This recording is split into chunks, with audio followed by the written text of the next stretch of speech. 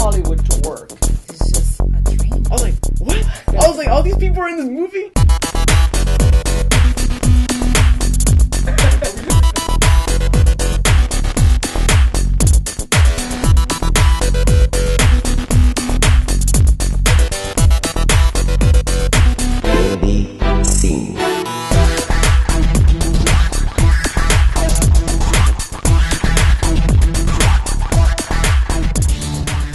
It's humbling to start fresh.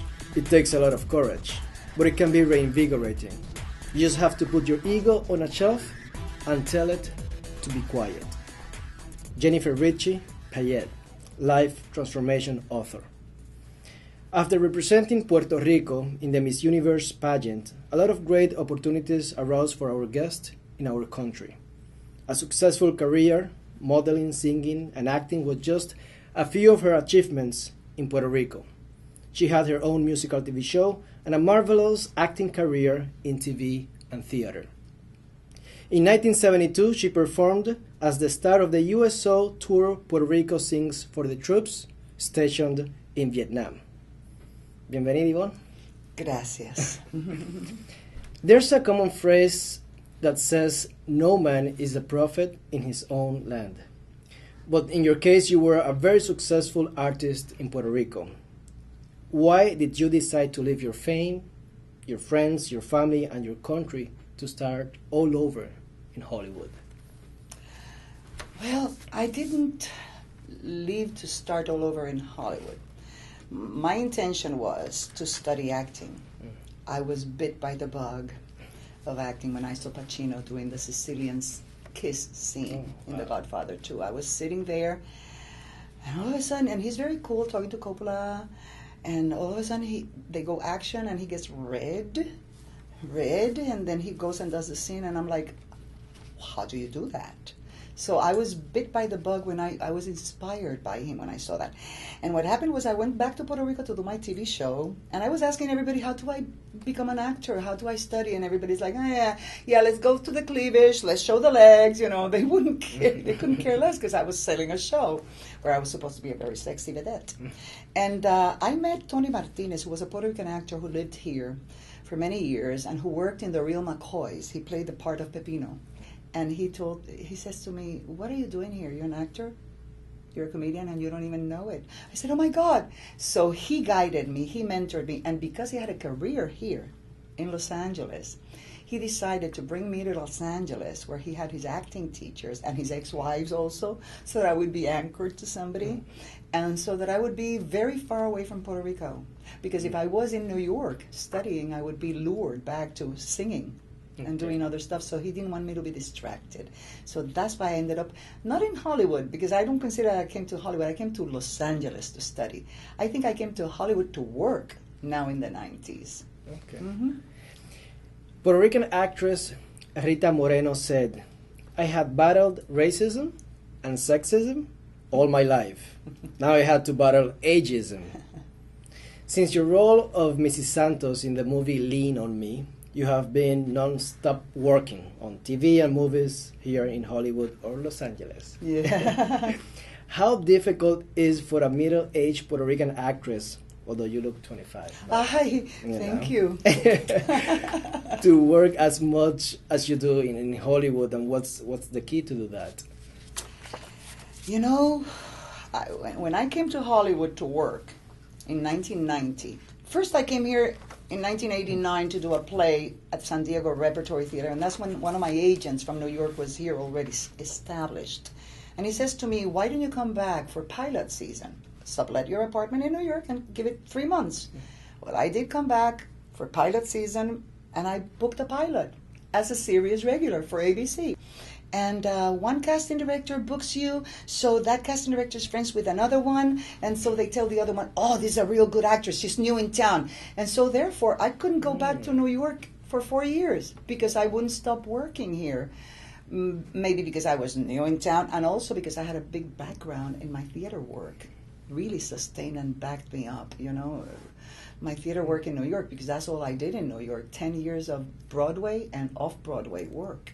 And that really informs everything you do. Once you do theater, then everything else is easier.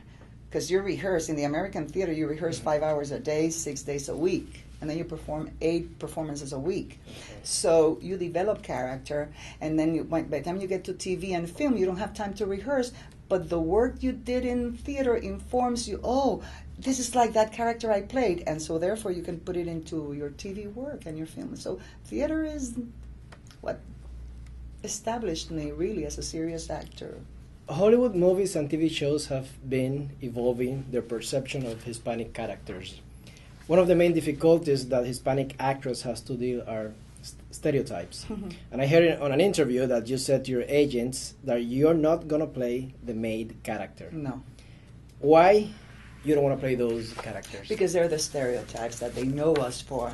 And we're more than just a maid. We're many things. We're a Supreme Court justice right now. We have a Congresswoman, Albanidia Rivera, who has more accent than you and I both have. And she's in the Congress, for crying out loud. When they hear an accent, they think, oh, then you have to play lower classes. Yeah. No, an accent means that you have 2 languages in your knowledge, that you are bicultural, bilingual, you know.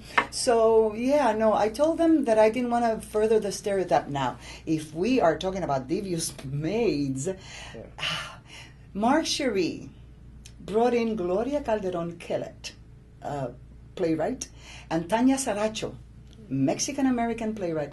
Mexican, really, because she was born in Mexico, but she works here, who I met in Chicago at the Goodman Theater. Extraordinary writers. So he brings those writers into the mix, and the maids are the leads. The reasons I didn't want to play the maids, besides being a stereotype, is because they're never the lead. They don't have an arc. They don't have a story, a human story attached to the types. If they had a story, like Devious Maids has, oh, I'm going to be a maid in Devious Maids. Absolutamente. You know? But because they have an arc, they have stories by themselves. Not only that they clean the house and they say, sí, señor, no, señor. And the migra is here. No migra with these ones. I was even offered some things that I didn't really feel were right for me for a lot of money. More money than I was making in the theater. Raul Julia, Puerto Rican 4 times Tony Award nominee actor. I knew there was something special about the theater for me.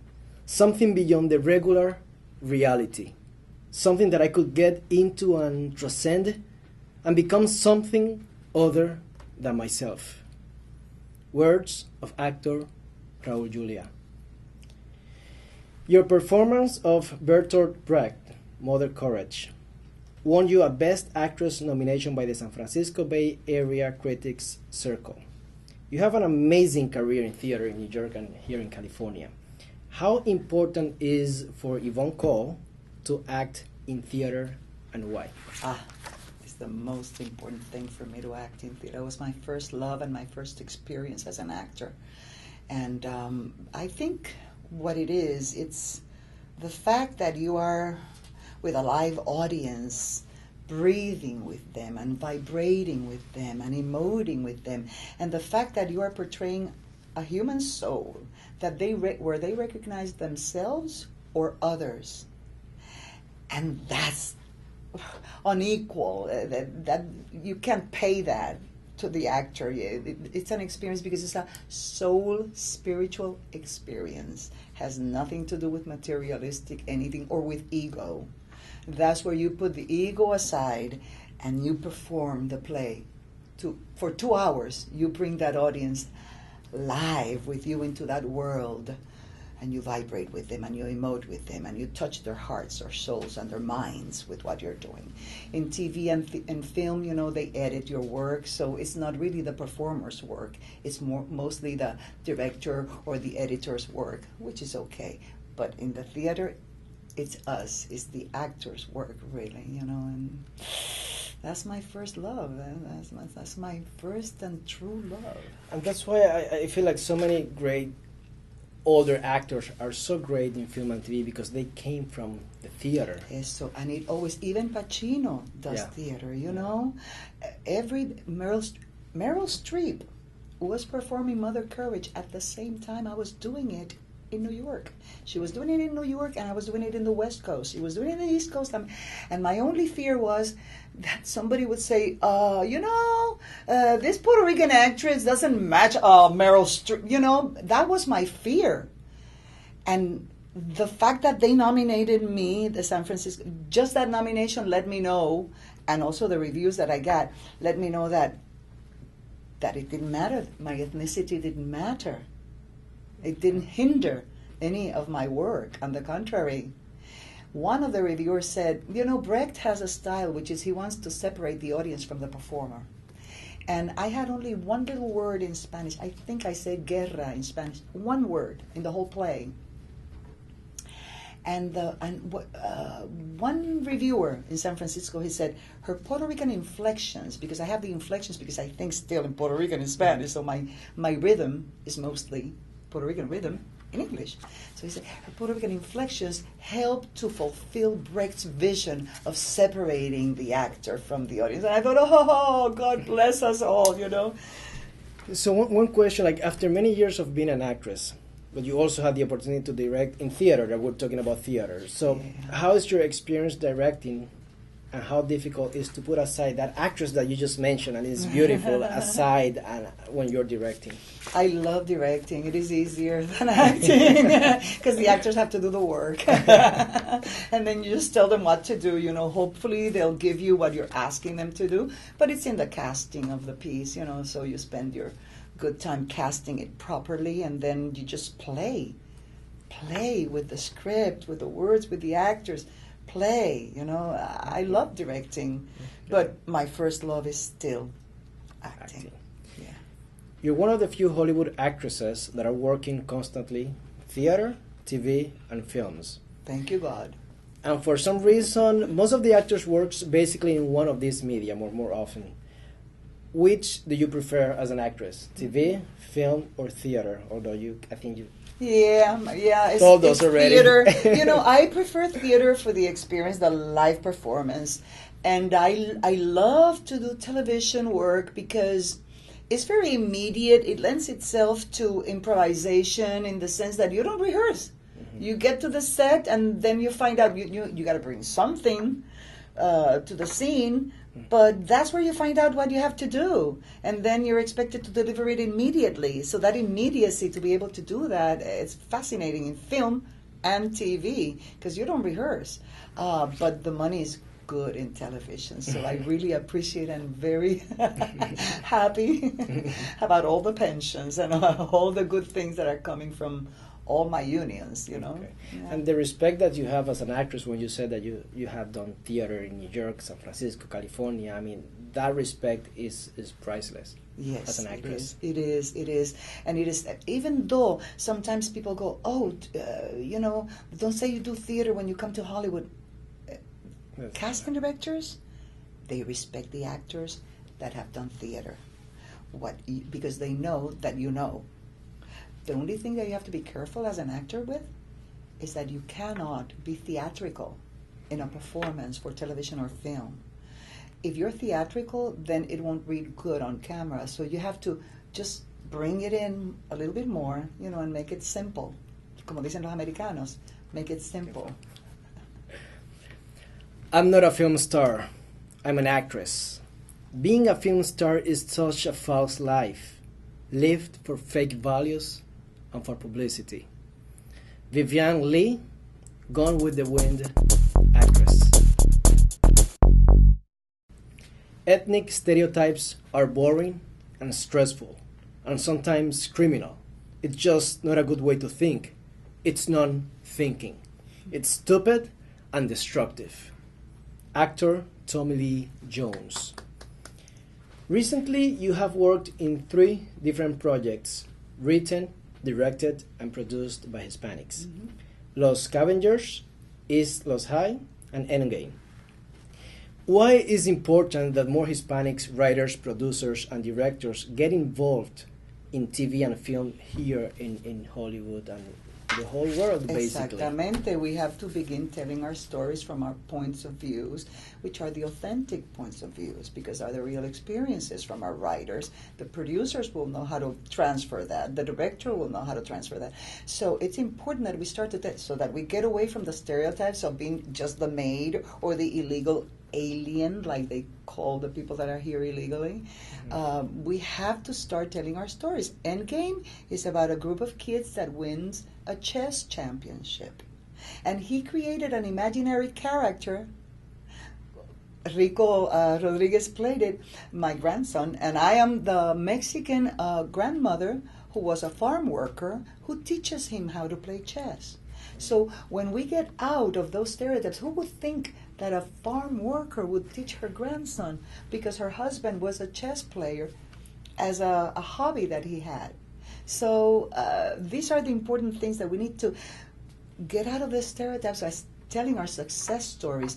Los Scavengers is another true story of another. There I played a Mexican-American character who was an archaeologist, and at the end she becomes this owl. So she's like a mythical figure. And it was these kids that won this baseball championship in their school. So it was written by somebody who was there or was a teacher, or somebody who knows about that story. And East Los High depicts, the young people and my weird character that is coming back, by the way, in East Los Angeles. Adriana Vasquez in Switched at Birth is a Puerto Rican woman, and it's one of the main characters of this successful big network TV show. Barely a few of the writing and directing crew of this show is Hispanic. How can you, as a Puerto Rican actress, can help to portray a genuine Puerto Rican character conceived and written by Americans? You make the character your own. I am a Puerto Rican woman. I give it my authenticity. What you do, they write the lines, and I do the lines from my point of view, my cultural point of view, my emotional point of view, which is totally Puerto Rican. And sometimes even I go a little too far, and they have to pull me back. They pull me back. Yes, because Anglos are a little bit afraid of too much expression in emotion. So less is more for them. So I have to sometimes have to adapt my emotion so that it is more Anglo-friendly for also the Anglo audience that is watching it, you don't want to push them away. You want to bring them into you. But yes, I give it my authenticity. That's who I am. You make the lines your own. You make the character your own. Actually, when I auditioned for the pilot, the creator of the show, Lizzie Wise, she was very concerned. She's like, "But you're Puerto Rican, right?" And I'm like, "Yeah." She's like, "No, we have to be. Are you really Puerto Rican?" I'm like, "I am the Puerto Rican flag. Please, you don't know anything about me." So she wanted to make sure that it was a Puerto Rican inflection in the lingo, in the language, in English, that it wasn't a Mexican inflection, because it's different inflections, from different ethnicities. So, yeah, no, we do it as authentic as we can. And sometimes the lines, sometimes they ask me to, for example, if they write a line that is a very Anglo line, you have to remember that Adriana Vasquez lives in the United States. She doesn't live in Puerto Rico. So if it's a Puerto Rican character that lives here, there are certain phrases, American phrases, that they expect me to do them in the rhythm of the American rhythm so that the audience understands what I'm saying. Because if I break it into the accent, then it doesn't read as it should. So all these little things we do. So okay, one of the most important thing about Switched at Birth is that one of the family of the show is Hispanic.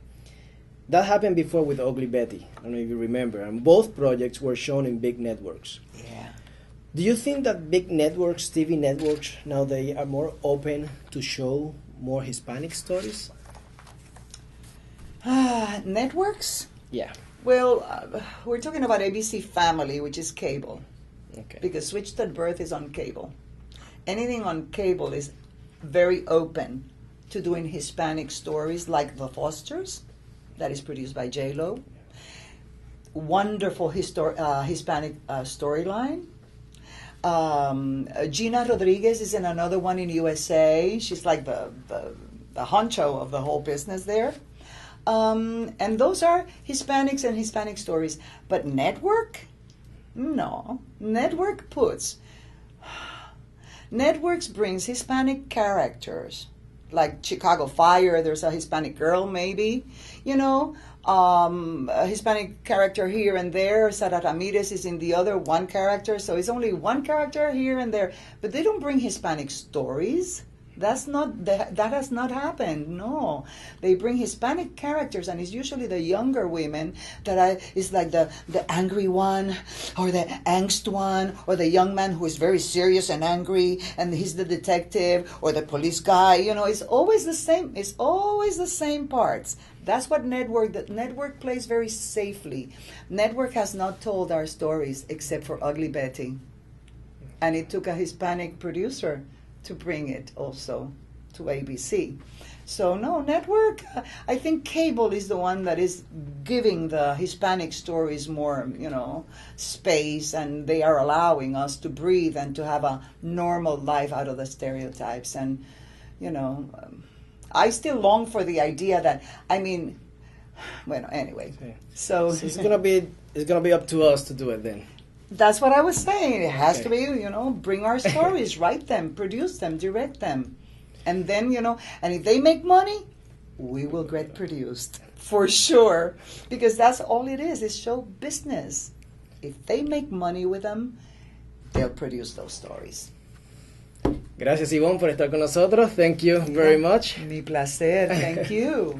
Every day begins like a blank chalkboard, on which each one of us can write the poem of our present and our dreams for the future.